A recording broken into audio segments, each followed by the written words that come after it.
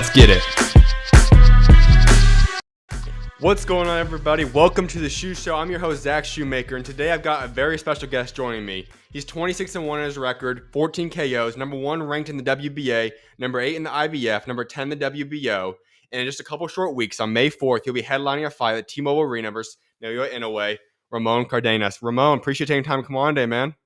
Thank you for having me, brother. Absolutely. So I just said that. You're about 2 or 3 weeks away from the biggest fight of your life, headlining a massive mega fight. What's the emotions like right now? Oh, right now I'm just kind of still going through the motion in a sense of, just training, continuing hard training, and just understanding that the task is not done yet, and Mhm. that I have to finish half of the job, which is to train and make weight, and then the other half is to fight. Absolutely, man. Well, I'm going to dive into this fight a lot more in the very end of this, but I know a lot of people are going to be tuning because this is an international fight. We got one of the biggest fighters in all the world. Everyone around the world is going Yeah, to be tuning this fight. And I know some people know your story, some don't. And so I want yeah. people to get to know you a little bit better. And so let's head all the way back. You're growing up out there, San Antonio is where you're from. What Mhm. was that like growing up out there in San Antonio, Texas? I mean, it was good. Like anything else, I grew up with a single father. Hmm. With two other siblings. So it was one of those things where we had um trials and tribulations in a sense of growing up. Sometimes not everything was easy, Sure. but we made it work the best we could. My father made it work the best he could. And growing up in San Antonio it's a nice place. Hmm. As long as you stay out of trouble and you stick to something productive in a sense, Sure. you'll be okay. Was this always something in terms of boxing that you pursued? Did you grow up playing other sports? Did boxing just something you fell in love with at a later age? Or when did this all kind of come into fruition for yourself? So I grew up playing soccer, brother. My Okay. dad was a soccer player, so I grew up playing soccer. And originally my plan was to be a professional soccer player. I All right. I, I love soccer. I wanted to play soccer. And really, the story of how I got into boxing was mainly just following my brother. My Mm, brother went to the gym first, and I ended up kind of just following my brother because for me, my brother is like he's my hero. So sure. Yeah. you know growing up, I saw my brother as the guy that I wanted to be like. And so And what age did that transition happen then? it happened around 12. Okay. I, And I so at was that 12. point then, was this just something that you knew right away, I'm gonna go all in on this sport, or did that take more time to develop? It took more time to develop, honestly, simply because when I started, I was playing select soccer. Okay. And so, I was getting um I was winning city tournaments and states tournaments and stuff like that. And in boxing, I won my first fight and then I lost like three in a row. And I was like, Mm, man, I'm not good at this. Like over here I'm winning and over here in boxing I'm losing. So mm, I was like, you know what? I'm not, I don't think I'm cut out for this. And I just one day I remember I'll never forget I had a conversation with my coach at the time and I had told him, hey, like I think I'm about quitting because I'm losing. And he told me his story that he started 0 and 5 and then 5 and 5 and then 5 and 10. And then mm. he ended up uh going to like 80 something and 16 or something like that. And I was like, Alright. oh man, that's something that I want to do. Now that had to be something that's a little bit crazy to imagine. Like if you were to tell that 12-year-old self that you're going to be headlining a fight at T-Mobile Arena, Naoya Inoue, undisputed championship fight, I have to imagine that would have blown your mind as a kid. Could you ever imagine, or even I guess ask that question, that if you would have told that younger self of you that this would be in your future, what would your reaction have been? It's kind of hard to say, man, because I always envision myself. They say like envision yourself in the best possible scenario, Sure. and I always envision myself being successful. Always, I always knew like boxing was gonna, I was gonna be successful at this, and I always had that belief in myself. So honestly, if I would have told myself as a kid like you're gonna be headlining in Vegas and all that stuff, I would be like, yeah, like like All I right. believe it. Absolutely. And so you kind of talked about your story a little bit growing up, but that obviously was still not easy. I have to imagine there was a lot of trials, tribulations, like you alluded to. How has it helped make you into the person, both inside and outside of the ring? How's it helped kind of grow you into the man that you are today? Um, all the struggle, and it's mainly like I remember like I used to play soccer in middle school, Hmm. and I never forget like I would be done with soccer practice like 5:30, and from right where I live, the gym that I used to go to was like a mile away, a mile and Okay. something, like maybe like a mile, Okay. or maybe like a mile and something, right? I know it was for sure around there. Sure. And I used to have my bag, my gym bag and my backpack, and I used to just run straight to the gym. From Mhm. soccer practice, run straight to the gym. And I'm talking about I was 12, 13, 14 years old Wow. doing this. And it was one of those things where it was like, as a 12, 13, 14-year-old kid doing this, that means you want it. Like that's something there, that there's something installed in you that says, hey, like this is what you want to do. Hmm. And so since I was a kid, man, it was just crazy. Like it was just doing all these things and always kind of choosing boxing over everything, always kind of made me understand that this is what I want to do. You talked about the conversation with your coach, and that was kind of what helped push you in the direction of saying, okay, boxing is what you want to now pursue. Do you remember then, like, what was it about it that inside of you said, you know what, this is true? 'Cause I'm sure it was a little bit talking to different people, whatnot, but when you made that own personal conviction, said, you know what, boxing is going to be my life. This is what I want to make my career, my profession. I'm going 110% into this. Do you remember when that was, and what was it about boxing that so drew you into it to really make you want to be a part of it? Well, the first thing really that um really like kind of like said, okay, this is what I want to do is when I won my first national title. In Okay. 2009, I ended up winning my first national title. That's when I was like, okay, like I'll never forget the kid that I beat. His name was Nathaniel Buckhalter Okay. from I think New York. And after that, that's when I was like, okay, this is something that I want to do. This is something that I want to do for the rest of my life. And I remember telling my teachers, man, like, my teachers in middle school would tell me, "Hey, you have to go to school and get an education," because it's like anything, man. Yeah. Teachers. I always tell this to people. Teachers are teachers for a reason. Like a lot of them, they want to see kids successful. They want to, help the youth and stuff like that. I've never had a bad teacher, and all Hmm. my teachers would always give me, good advice. They would support me. And I used to always tell them like, "Hey, I want to be a boxer. Like my thing is I want to be a fighter. I want to be a fighter. I don't want to go to school." And they used to always tell me, "No, no, you have to go to school and get an education." And ever since I was a kid, man, when I won my first national title in 2009, that's when I really realized, like, okay, this is what I want to do.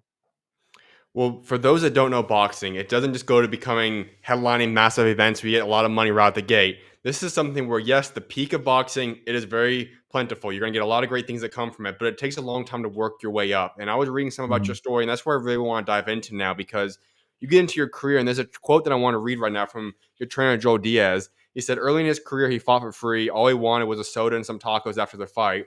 He started from nothing. He's here. He loves the sport. And we're going to shock the world when you Mhm. talk about that first portion there, obviously the big gap from how I'm sure you're going to be getting paid and everything that's coming with this next fight, but you had to be humble in a sense from the beginning portions. It wasn't an easy alternative going into this position in the sport.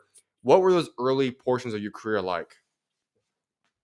It was a lot of self belief, Mm, knowing that okay, one day I'm gonna get there. okay. I didn't know when, man. I had no idea, you know, what year, how old I was gonna be or anything like that. I just knew and I had it deep down in my heart that I was gonna get there. And that's basically what it was, man. Just a lot of self-belief, man, a lot of um just believing in myself and knowing that I'd get here. You know, that's kind of crazy because a lot of people out there will give up on themselves quite quickly. A lot of people aren't going to believe in that when things are not going that easy, to say, hey, I'm always pretty much fighting for free right now, but I believe that one day I'm going to be in this position that, well, you're in right now. How Yeah. crazy is that for yourself to be able to, like, I guess what kind of instilled that mindset in you? How did you get that mindset to persevere through so many years and grow into the fighter you are today? I mean, I think it's just something that I honestly, man, I feel like you're born with it.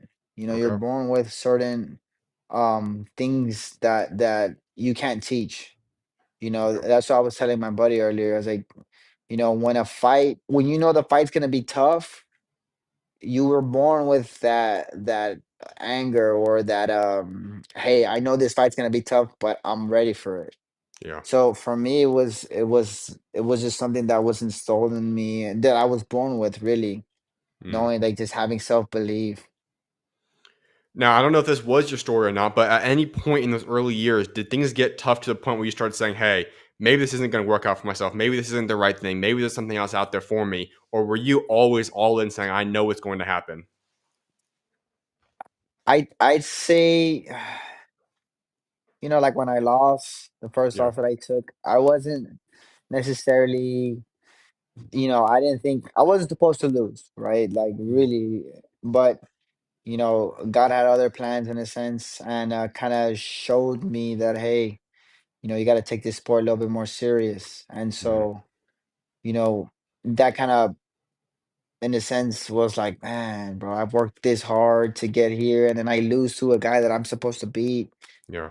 And then I'm just like, you know, sheesh, like, you know, that's kind of when I was like, ah. And then the second time was during COVID, was 2020, I believe I was gonna fight. And then I just didn't feel good. Like mentally, I wasn't there. I didn't, you know, really want to fight. I didn't think, you know, I didn't really want at the time to do anything to do with boxing. You know, I Mm. was like, you know what, like I don't want nothing to do with this.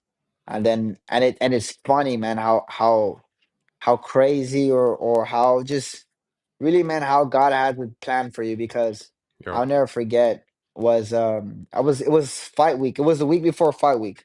Okay. So say for example, next week and then we have fight week, right? So let's just Sure. say Yeah. let's just push to next week. I'm sparring and it was I think it was on Wednesday and I ended up sparring my friend. I didn't feel good. I was like, man, I feel bad. I don't feel like I want to do this. And then I'll never forget I had talked to one of my coaches and I had told him, I was like, hey, coach, like I don't feel good. Like I don't feel like this training camp has been good. So I don't really want to fight. I was like, let's go run. And I'm gonna pretend I twisted my ankle and I just said a bunch of BS. And my coach was like, okay, you know, like I got your back. And then this was Wednesday. No, I'm lying. This was a Friday because Okay. the next day we were gonna go run. That Friday, I had called my other coach, like the head coach, and I told him, "Hey, coach, like, um, again, I made up a whole lie. I made up another lie. I was like, Okay. hey, like, I got hit in the back of the head. I think I have a concussion and this and that. Again, this is all to get out the fight because I Hmm. didn't feel like fighting. I didn't feel prepared. And sure enough, man, my coach called me back and he was like, "Oh man, you might have a concussion. Sorry, a concussion." And Hmm. then I was like, "Oh man, I might," because I every time I look in the light, again, like you can Yeah. fake a concussion. As funny as it sounds, you can fake it so easy. Yeah. And then so my coach was like, "Oh well, let me call you right back. I gotta talk to the promoters and that." And then what happened was the he called me back and he was like, "Hey, turns out you don't have a concussion. You have COVID, so the fight's off." And I was like, "Ah." I was like, "Yeah." And then I waited a little bit, and then I ended up going home to San Antonio, and I never went back over there. You know, I was training in DC at the time. Okay. Never went back, and I told myself, I was like, man, that's already like a second call where like I don't feel good. I was like, you know what? And I was like this close to retiring and everything, and then I was like, Mm. if I go back there, I'm gonna retire. And Really? sure enough, I never went back. Now that had to be pretty tough then, because like you said, you were considering retirement at that point. It was almost on the table to some extent. What got Mhm. you out of that then? What got you back in and saying, "I love this sport. I'm going to go all in now again"? Really, man, and it's a sad situation, but you know, when my coach died, my Okay. one of my coaches died. I grew up with him, and for me, it was like, you know what, like he never got to see me accomplish my dreams or like all these things, and for me, it was mainly to to finish the mission for him in a sense of, he might not be here to watch me accomplish these things, but him being, looking down on me and just guiding me, protecting me in a sense. Mhm. It's kind of the motivation that I needed at the time. And so all this happened, you made this decision, that was around what year then? 2020. Okay. And so since that point, then obviously you've gone to this place in your position that you're at now. If you would have told that same guy back in that point when you were considering retirement that this is going to be the place you're going to be at now, position where you're 26-1, you're ranked number one in the WBA, fighting in a way in Las Vegas, do you think that would have shocked that person at that point in time? I think so. That I'll give it to you because I think so. Because like Okay. I told you, man, I was considering retirement and I was like, you know Okay. what? Like I don't, I'm not really making money. At that time, the most I'd ever made it's crazy. It was only $6,500. Wow. It was only $6,500 and half of it I ended up giving it to my dad to help me out. Well, it was 60 no, yeah, it was 6,000. Okay. And I gave my manager, well, not my trainer, I gave him 10%, which is 600. And then Hmm. I gave half to my dad because he was helping me and stuff like that. So, I went home with $2,400, something like Wow. that. And It that was was the one of those most you ever things made at that point then? at the most I'd ever made. All right. Well, there was one point you talked about a few minutes ago, and that was your very first loss in your career. Danny Flores, April 25th, 2017. Now, Mhm. there's two parts about that. The first part I just want to ask you, though, is when you look at that fight, then obviously no boxer wants to get that one in the record. That's something that's obviously a little bit of a stigma for some boxers. I'm not as big a picky on that. I think you can lose in boxing as what it is, you'll get back. But that is tough for a lot of guys to get that one loss column. Take us through that fight, though. I know you kind of broke it down a little bit. Just take us through that fight, and how did that loss impact you at that point in time? Well, really, man, it was at the time I wasn't really training like I needed to, man. Like I was only training when I had a fight coming up or like, Okay. I was like you could say like a part-time fighter. Gotcha. You know, I was 21 at the time. I'm over here thinking I'm like Yeah. invincible and stuff like that. So I was eating very bad. I wasn't dieting properly. Like just everything that a 21-year-old kid can think I was doing. I Gotcha. wasn't, I don't drink, I don't smoke, I don't do none of that. It's just for me more, like the being undisciplined in the sense Sure. of um not training the way I'm supposed to, not running, not doing all the stuff that I know I'm supposed to do. Mhm. So I go into the fight, I go in overweight. I didn't know. Actually, I missed weight, but I made weight because I was working out. Gotcha. But even that, right? Like I didn't eat for 3 days to try to make the weight. 3 days, Wow. bro. And I was traveling. Like I went from DC to San Antonio, and then from San Antonio I went to Monterrey, and it was just a lot of things, man. Where like was everything kind of piled up. So then I Mhm. finally make weight, and then I after the weigh-ins I eat a burger. I'll never forget. I eat a burger, and I'm thinking it's gonna make me go up in weight. I weighed 122, and the next day after the burger I was at 124. Mm. But because the I had Yeah. got a little stomach, like a stomach virus. Well, not a stomach virus, but it was more like the food didn't sit well because Yeah, I makes didn't eat sense. for 3 days and I was eating healthy. Then all of a sudden, A boom, you burger. eat a burger. Yeah. So then all the grease and everything, and you know that happened. So then my dad was like, "Hey, we're gonna cancel the fight." I said, "No, no, like I deserve it. I mean, I owe it to all these people. They deserve it. So I'm gonna fight."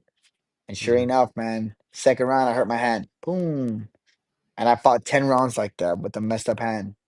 Mhm. And I barely lost, even at that one, like by one round, majority decision. Yeah. And so it was one of those things where, you learn that you have to take this sport serious. And that's what I've learned after that fight.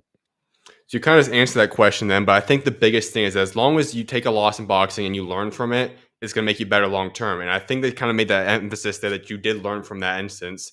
But when you take us through that the day or two after, and you start rewatching the fight, you kind of get a better understanding of what happened. Then what flipped in the switch? What just happened mentally for yourself that kind of changed and you learned from that fight now going forward for the remainder of your career? What really was it was just a wake up call, man. Yeah, Because if I could lose to a guy that I'm supposed to beat, like if I lose to them, there's a problem. There's a problem. And that was just my maturity. My maturity of being again, a young kid and that doesn't understand that like boxing is a full-time job. gotcha. And it, it's just I was being a part-time fighter in a sense of I wasn't running, I wasn't training when I was supposed to. It was just, oh, you got to fight in 4 weeks. Okay, cool. After Hmm. not training for some time, stuff like that. Now, another thing I saw about when I was researching about you was that in the midst of your boxing career now, you've also were working Lyft, Uber Eats, and those type of things while training. I know that's not Mhm. easy because some guys are out there boxing 24/7 all the time, is that their profession, and you're still climbing the ranks. I mean, from that point, we just talk about loss. You've not lost since that point. It's been 8 years. You've been able to be a very good fighter while still balancing these other jobs. How have you done that?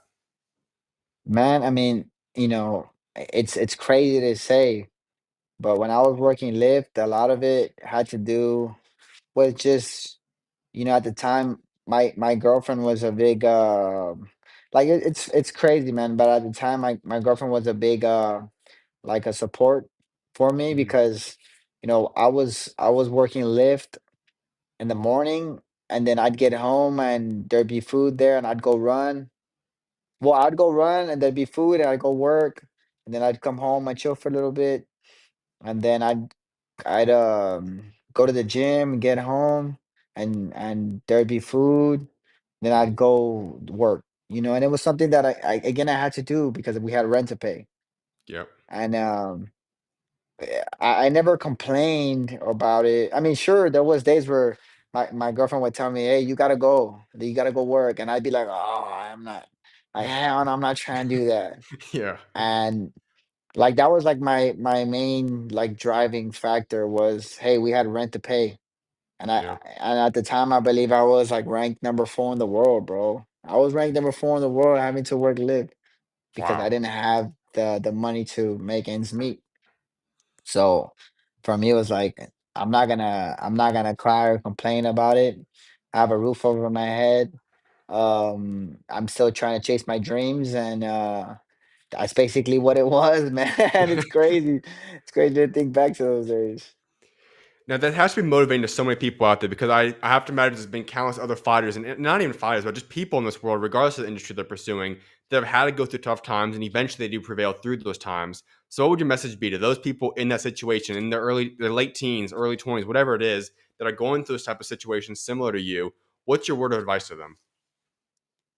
I mean, my advice to them would be just to keep chasing your dreams, man. I mean, as cliche as that sounds, Sure. there's gonna be times and there's gonna be situations that you might not like. You might not like.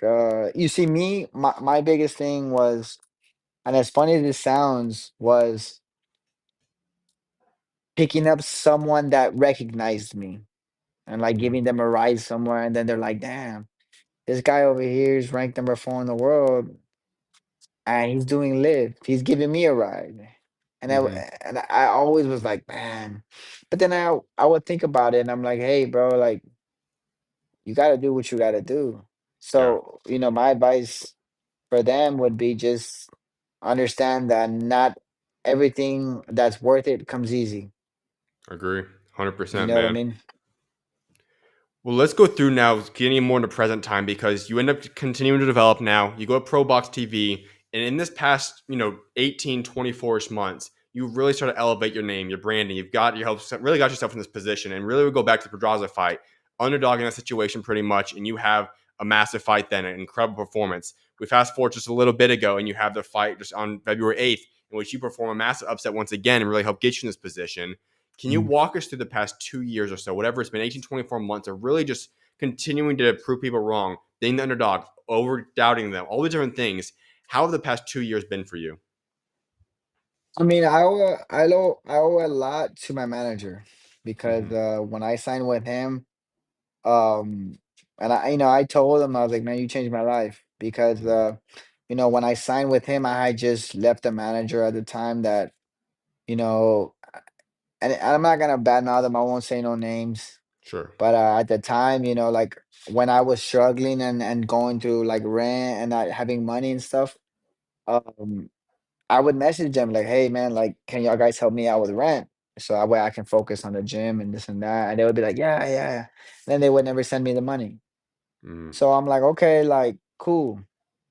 And then when I finally my contract expired, they were like, "Hey, we're gonna resign and this and that." And I said, "No, like, I'm gonna just like you guys took care of your own selves, I gotta take care of myself." Makes sense. And when I signed with my manager, um, that's when my whole career just like changed because I told my manager from the get-go, I said, "Look, I'm willing to fight anybody. It doesn't matter who it is. I don't mind who it is.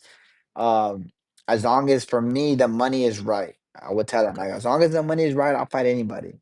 Mhm. And sure enough, I mean, I've been proving that, every fight. All right, so let's go to the most recent fight. Brian Acosta, 20-0 he is heading into that fight. Obviously, that's going to be a big fight. But I just have to ask you this question then. Beforehand, going into that fight, did you have any idea that you could possibly, the winner would at least have a shot at in a way? Like, was that ever on the table for yourself? Or was that just a fight you said, okay, this is a big deal. Let's take care of business. We'll move on to the next guy? Yeah, that's what I thought it was gonna be. You know, Okay. I always I had it in my head like, oh, maybe I'll fight Inoue next year because the whole he already had everything kind of like mapped out. Yeah, He exactly. already had I believe it was gonna be Picasso and then it Yep. was gonna be MJ and then it was gonna be Nick Ball, somebody essentially. else. Yeah. Nick Ball, right? Yep. Eventually. So I was like, I might fight him, I might not, who knows? Hmm. And then sure enough, man, I mean, the call was given to me after like a week after the fight, and I was like, yes, like right away, yes. Yeah. All right, so let's break down that fight because that was an incredible performance on your part. The Brian Costa fight, obviously, like I said, underdog heading into it. He's an established fighter, great career. Like I said, undefeated heading into that fight. When you go into that fight and you notice, obviously, at that point, you're still trying to build your resume. You didn't know what would be in store for you. But that's a big fight for yourself at that point. Walk us through that fight and just take us through the ups and downs of it. On all at the end of the day, coming out emerging as a victory. What was that fight like? That fight was good. It showed me that I had a lot of grit. You know, it showed me that I had a lot of grit. That's the main thing. Hmm. Um, there was a lot of like I like it was a crazy, but I went up to 147 pounds. I had never, yeah, I did that one time during COVID. Like Okay. when COVID first started and stuff. I started training again, and then it was like 147. I was like, damn. This time I went up to the same weight, but I didn't feel it because I was still training. Yeah. Like I was still doing what I had to do, but I didn't feel the weight. And so for me, making weight was like one of those things where it was like, oh, like it was kind of hard on that fight. But the fight itself, it was good. Like I beat him the first 6 rounds easy. Yeah. The first 6 rounds, I did whatever I wanted, and then I got lazy, and then I got caught with a good shot Hmm. right on the temple. I went down, but I was telling my coaches and stuff like, if I didn't go up too much in weight or lose too much weight the night before, that shot wouldn't have hurt me because Hmm. the guy didn't really hit hard. He didn't have power where like, oh damn, he's hitting me and it every time it hurts. No, it was never that. Gotcha. And but for me it was again the immaturity, not immaturity, but it was more like, you know, me going up too high in weight. Now I learned from that and I said, you know what? Yes, I like Wingstop. I like all these restaurants, Pluckers, and I like my thing is I love wings. And I love the crab boil, Okay. the seafood boil and all that stuff. I love that. But after this fight, I couldn't eat that. So I was like, okay, like I'm good. And now that I'm eating healthy and now that I'm eating organic meat and all that stuff, like what is it? Grass-fed meat and all that Yeah. stuff. Yeah. Yeah.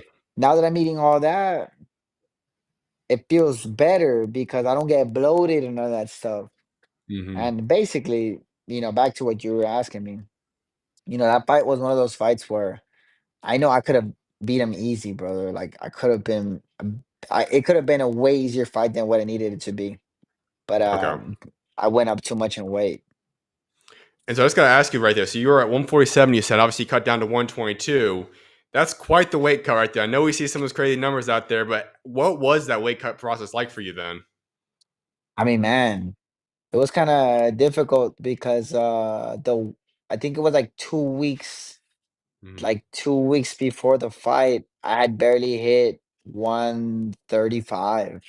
Oh, wow. Like Okay. it was heavy, bro. Like it was one of those things where like it was difficult because even the night before, I lost like 6 pounds. I Okay. lost Wow. 6 pounds the night before, and I was like, oh, like it was just very bad. Absolutely. All right, so let's get into now what you got upcoming because we've talked about it a few different times, and now I really want to dive into, and that's what you got upcoming now for yourself. And Mhm, you talked to a little about the phone call, but now let's just go through this whole storyline because you get that fight, you're number one WBA, you're ranked highly. Obviously, there was going to be some form of big fight next. What you mhm. obviously, like you said, you had no idea it was going to be this big of a fight, but when that phone call did come, just take us through your reaction. What was that whole process like? I mean, I was buying food. I was Okay. buying food, and then I get a call from a manager, and we were just talking about something else. Mhm. And then out of random, he was like, "Hey, would you like to fight anyway?" I said, Okay. "Yeah, man. I already had told you that that's the fight I want." He said, "Okay." He's like, "May 4th?" And I said, "Wait, you serious?" He's like, "Yeah." And I was like, "Yeah, of course." Like, I was like, "Yeah, like for sure." And then he's like, "Okay, well, just keep it on the low because nobody knows, and we're still figuring out numbers and this and that." And Sure. I was like, "Okay." So then I went right back to camp. I came straight back to California that Monday. I got the call on a Friday, and I called my friend. I called my trainer and I told him, "Hey, we might fight anyway." And then that's when he was getting a haircut. It was funny. He was getting a haircut, and then that Monday we were back in California. All right. Well, we got to get into this process now because you're in the midst of training camp. You're a couple weeks out now from getting out to Vegas. What has Yeah. this training camp been like so far for yourself? I mean, it's been tough because I think I mean, this is the epitome of boxing, man. Yeah. Everybody to fight for world title is one thing, man, but to fight for undisputed, Hmm. it's on a whole nother level. So for me, it's just been, just more focus, more just sticking to the plan, understanding that this is again, this is the epitome of boxing, brother. Like you doesn't get no bigger than this. Hmm. So it's just been extra lasered in focus, and just the focus has been a lot more on me recently.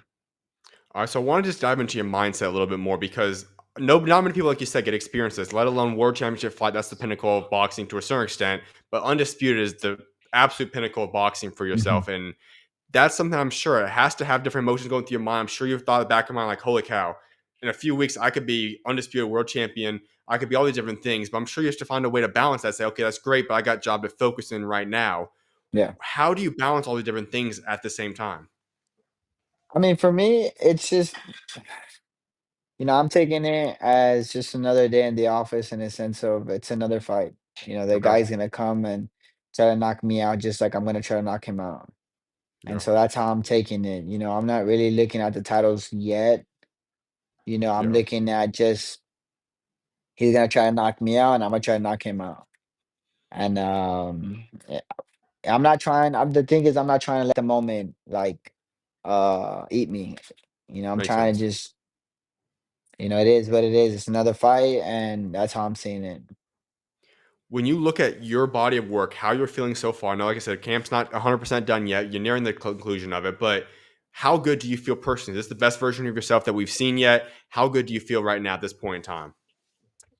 I feel good, man. I feel really good. I think for me, it's always been. I try to live up to the moment. Makes sense. I'm one of those guys, man, and it's funny, but when the moment is like good, like tough. Hmm. Like I'll go up to that moment. Sometimes, I was like, let's say for sparring, for example. Some guys I'll spar them and like I'll go down to their level. Mm. But when it's somebody who's good, then I go up to that level or more. So Yeah. I think this is gonna be those fights where, I know it's gonna be a tough fight, man, but I'm excited and I'm willing to go up to that level. I've seen some of the sparring footage and what you've done so far in your camp. One guy you've had in there is a fellow guy that's in one of the top ranked contenders who possibly could be fighting Inoue next, and that's MJ. Walk us through sparring someone like that. Obviously, that's a great guy to bring in. There's not too many guys in your weight class that would be a better guy to get ready for Inoue than a guy like him. How are those rounds been like? Well, it's funny, bro, because that picture, Hmm. it was fake. We didn't Oh, really? spar. Yeah, Okay. but we wanted to cause some type of like we wanted to get people talking about like, hey, like they're over here Gotcha. sparring for in a way. But yeah, no, man. Okay. We never sparred because he's a lefty. So I wouldn't really, Makes sense. Yeah, that's true. need him. But yeah, it was just mainly to to cause some commotion. All right. So some of the boxing stuff to get stuff promoted for possible future things then? Hmm. Okay, gotcha. That makes sense then. Well, the other part I gotta get into is, I mean, the elephant in the room. Obviously, we know Inoue. We know you're going to be the underdog heading into this fight, and that's something that's obviously everyone takes that differently. Some people rise to the occasion. You've kind of hinted at a few times throughout this interview. Sometimes it can get tough for guys because, I mean, at the end of the day, you've never fought a bigger fight. T-Mobile Arena is an Hmm. incredible atmosphere. That place is going to be Hmm. crazy.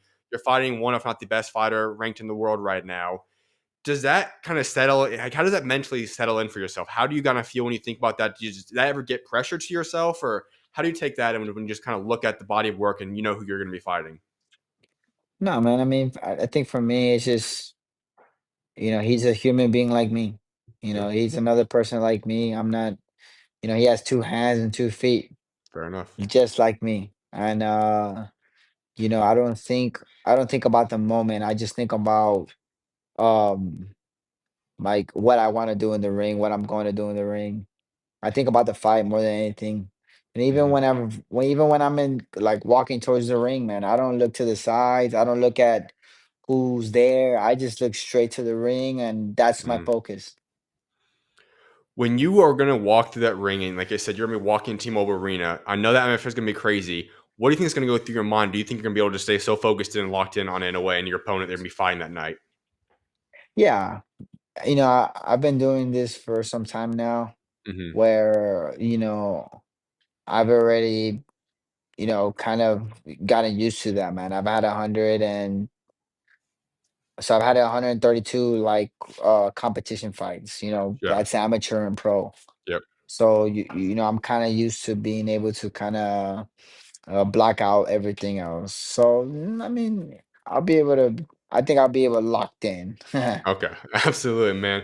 So I got to ask you then. I'm sure you've had a game plan. I'm not going to ask about all that. Obviously, this can be between you and your team. But when you talk about possible predictions, do you have a prediction set for what you think is going to happen in this fight yet? My prediction, man, and this is just one of those things I was telling my buddy earlier when we were running. I just know it's gonna be a tough fight. I Yeah. know it's gonna be a tough fight, man. It's gonna be a fight that we're gonna be bloody and bruised and all that stuff. But and I welcome that because Okay. these are I was again going back to what I was telling my friend. He's like, man, I dream about getting to these moments to where you're all bloody and bruised, and I'm there now. So Hmm.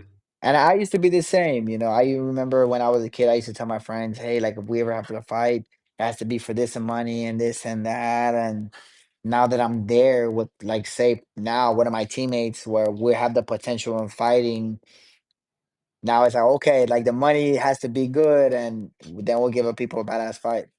And so now Hmm. with this fight, it's the same thing where I'm 100% fully prepared to know.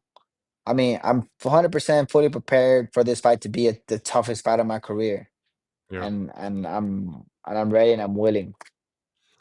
If you were to come away undisputed champion of the world on May 4th, what would you want to do at that point? Is there something, a rematch clause that you want to refight in a way again? Is there something that you'd have other guys set on? If you talk about MJ, possibly that could be a fight down the future. What would you want to do if that is a position you get placed in? No, I mean, we signed there has to be a rematch. Yeah. Um, I think what I would like to do was possibly, let's say, fight him again, and then move up to 26. That would Okay. be relatively my plan, would just to be moved to 26. So do you feel like your 122 is not going to be a long-term weight class, and you already plan on 126 being something in your future, whether it be at next year or in the future, at least at some point? Uh, it's it's because the way I see it is, what does us do?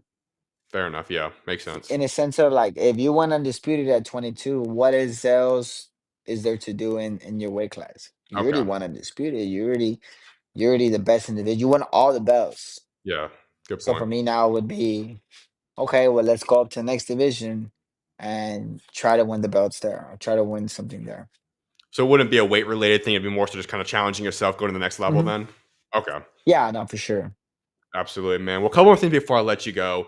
One of those is that when you look about your outline, obviously I don't want you looking too past this fight or whatever it is, but like if you were to say, okay, 12 months from now, if we were to talk again, what do you want to accomplish? Like, what do you want your resume to look like? What do you want your next year, 12, 18 months to look like for yourself?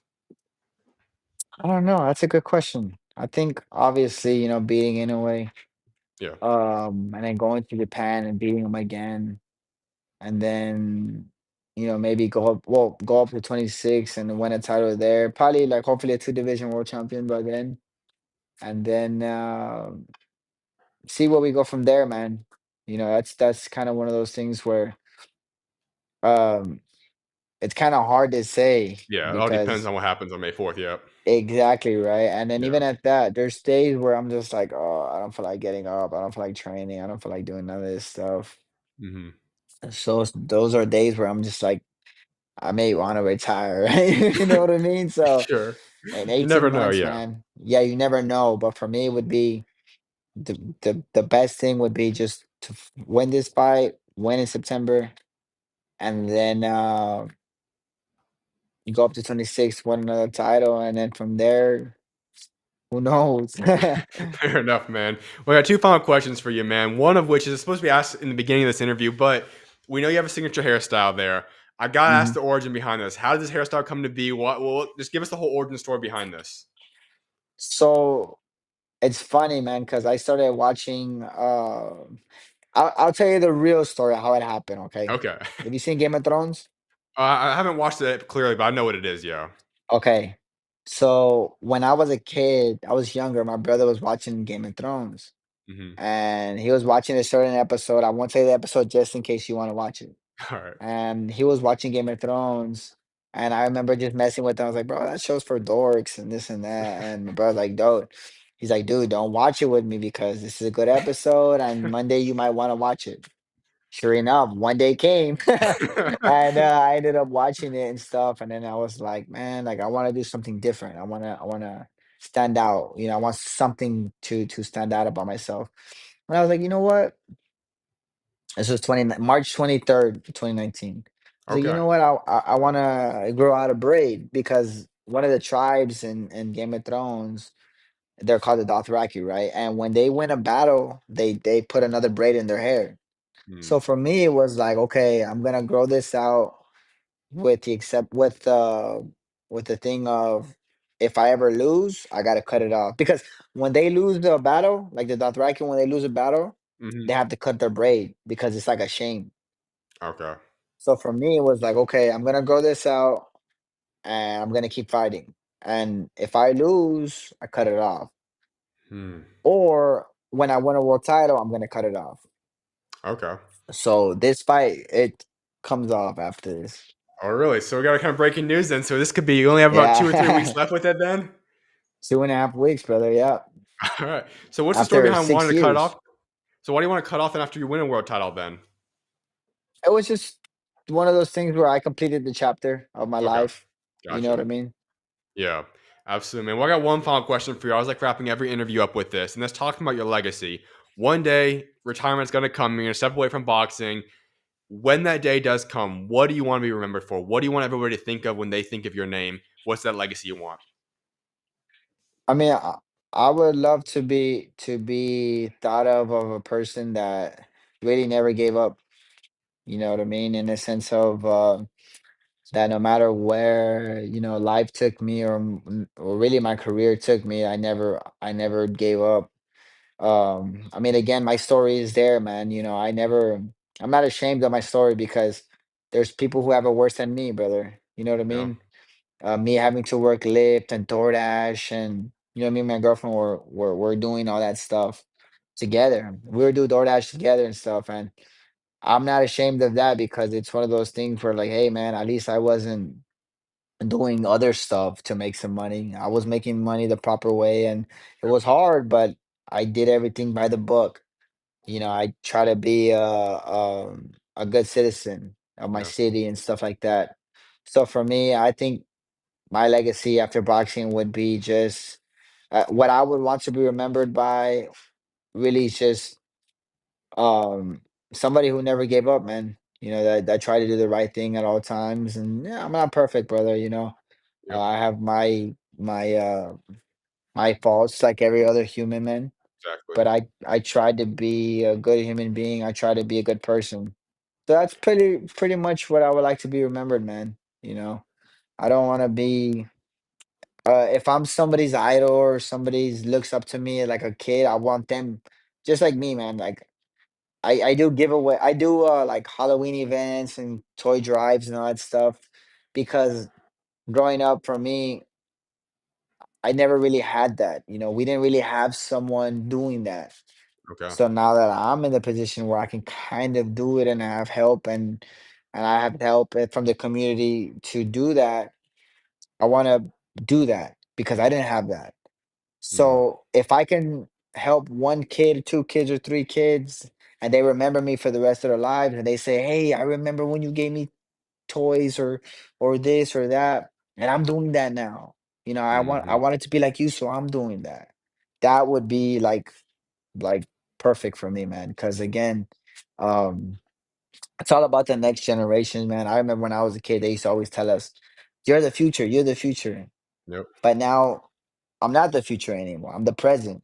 So if I Hmm. can do something good for the community and good something for the kids and stuff, so that way they can remember one person that tried to make a change, and then they in 20 years from now try to do the same change, and hopefully that one kid touches another kid, and that kid Hmm. wants to help out everybody. Like it's just a Yeah. Snowball. nonstop Yep. cycle of willing to help everybody. So that's really what I want to be remembered, man. Somebody who try to help as much as they could. Well, I love that, man. I have to admit that probably is the best answer I've ever heard for that question. So congratulations on that part. Thank you. Absolutely, man. Well, Ramon, I cannot wait to see what God's got in store for you next. Best of luck, man, and the rest of your training camp, and obviously on the big fight on May 4th. Thank you, my brother. I appreciate you for having me, man. Of course, you're always welcome on, man. God bless. You too.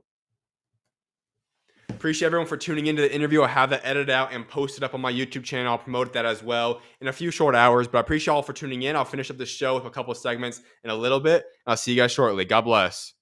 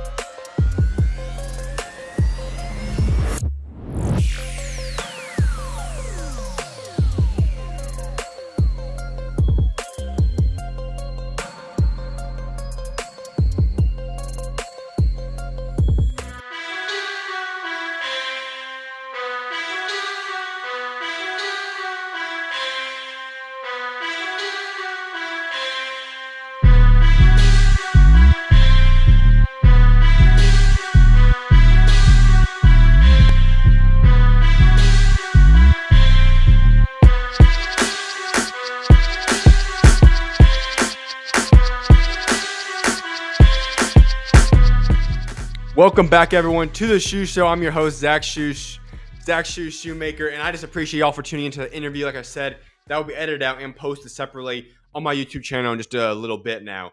But I got some topics to get into today before I wrap up this show today. And there's some news that came out in the boxing world. I'm going to go through some of these fight updates, we should say. One of which is that there's now been planned for a unification fight at 115.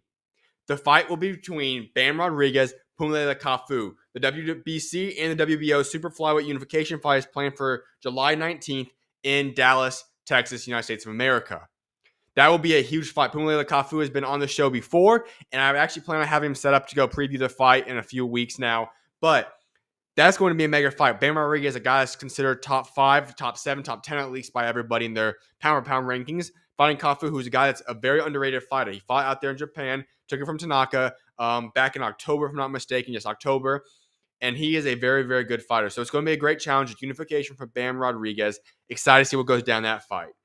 Next up, another unification fight is now in the talks. We have a middleweight unification fight between IBF and WBO champion Janibek and WBC champion Carlos Adames. This would then unify 3 of the belts, meaning there's only one guy left for lore, which could make the undisputed fight. That is the fight that I believe that everybody's been looking for at that division. I've had on 2 guys in the past week previewing them from the 160 division, saying that that is the fight that needs to happen. Janibek versus Adames, 2 guys that are very, very talented fighters, and both guys would be very stylistically awkward for each other a little bit. It might not be the most fluent fight in the world, but I think it's going to be an interesting test. Janibek looked great the other week. However, he did play with his food a little bit too much, in my opinion. I think he could have got his guy out there maybe a round or 2 earlier. He didn't, though. But still, Carlos Adames, Janibek would be a mega fight to have go down if that is to come to fruition. Then we got the IBF. They got ordering a heavyweight final eliminator between Frank Sanchez and Filip Hrgovic. Hrgovic just came off a good win against Joy Joyce a couple weeks ago, and so he now gets himself in position to become the mandatory challenger for Daniel Dubois' world title. I'm a little bit perplexed by that one because I'm not a big fan of that fight right there. I think the fight would be fine, but for it to be for a world title, not really a big fan of that because I don't think that fight makes a lot of sense. Now, the current mandatory fighter for that is Derek Chisora. He'll be in position that discussion for Daniel Dubois' fight with him will be starting on April 22nd. The way that stops from happening is when we get the announcement that Usyk and Dubois will fight. So a lot of moving pieces in the heavyweight division. We'll see what ends up unfolding there, but there is a chance that we do end up getting Filip Hrgovic and Frank Sanchez sometime later this year. Now, I've got some stuff to get into in terms of American boxing. All right. Floyd Schofield Jr., or Sr., I should say, was talking about Floyd Schofield Jr., Kid Austin, for those that are not familiar with his full name, about a fight between Abdullah and Mason. Listen, 2 guys that are 2 of the best young prospects in the weight class, and for Abdullah Mason, I think he's one of the best prospects. Personally, I think he's the second best prospect behind Mosey Toma. However, they were in discussions on a contract to possibly make a fight happen. And here's the details. Supposedly, he will only accept a fight, Kid Austin will only accept a fight for $2.5 million. This is Najee telling the sources here. He says the Abdullah Mason team offered Kid Austin a fight for $1.1 million. This is the same offer that was given to Kid Austin to fight Shakur Stevenson for a world championship. So Abdullah Mason, who's a rising prospect, was going to pay Kid Austin enough for what a world championship fight would have cost. But now Kid Austin is deciding that he's no longer going to take that fight. And in fact, the price has now changed to where they want $2.5 million for a non-world championship fight. That is an outlandish statement to make. Listen, these are 2 young guys. They don't have to make this fight happen right now. It'd be good. They don't have to. And I don't want to go falsely claim someone as ducking, but if I've ever seen ducking before, this seems very similar to what that could be like. Why not just take that fight? The winner of that fight would put themselves in great position to get a world championship fight the right way very shortly, by the end of this year, if not probably by the fall of this year. So why not make that fight now? There's no reason that Kid Austin needs to be having $2.5 million for this fight. It's an outlandish statement to make. So I'm sure we'll see this fight down the road. Both guys are great young prospects. I'm sure they're going to cross paths eventually. It's going to happen. But this is very disappointing news to hear.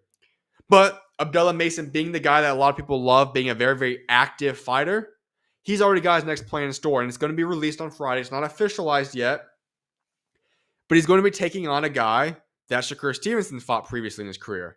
Jeremiah Nakatila on the Keyshawn Davis versus Edwin De Los Santos undercard coming out on June 7th, if I'm not mistaken, Norfolk, Virginia. Abdullah Mason moves very, very fast. This guy likes to stay active, and I love that about him. He is extremely talented and he loves to stay active. One of the best young prospects out in boxing right now. So the Kid Austin fight doesn't come to fruition. And what happens? Well, Abdullah Mason says, I'm going to go take over now. I'm going to go make a fight happen shortly. Kid Austin, you have not fought in quite some time. You're supposed to go fight Shakur Stevenson for a world championship back in February 22nd. But guess what? You got sick. It is what it is. Move on. Well, Abdullah Mason's already fought a couple times since that point. I don't know what Kid Austin's doing. Hopefully we see him back in the ring in the near future. And hopefully they stop wanting $2.5 million for a fight. But major props to Abdullah Mason for offering that type of money to begin with. $1.1 million is a lot. And for being willing to take that fight. He is a special, special talent. He's going to be world champion sooner than later. And that's why I have him as debatably the best prospect in boxing. Outside of, I say, Mosley Thomas probably number one. But those two guys are going to be great, great fighters in the future. That being said, though, that's what I've got in store for today's SchuZ Show. I appreciate each and every single one of you guys for tuning in on this Wednesday episode. Like I said, I'll get some of these posts clipped out, post on my YouTube channel separately. With that being said, though, I'm going to see you guys tomorrow. I got a show tomorrow night as well. Actually, I have two shows planned, Thursday night, Friday night for the remainder of this week. I'll see you guys shortly. If something doesn't happen in terms of the guests that are playing for that show, I'll let you guys know. But it should be a great end of the week. I appreciate you guys for tuning in midweek. Hope you guys have a great rest of your night. May God bless you guys all. SchuZ is out. See y'all tomorrow.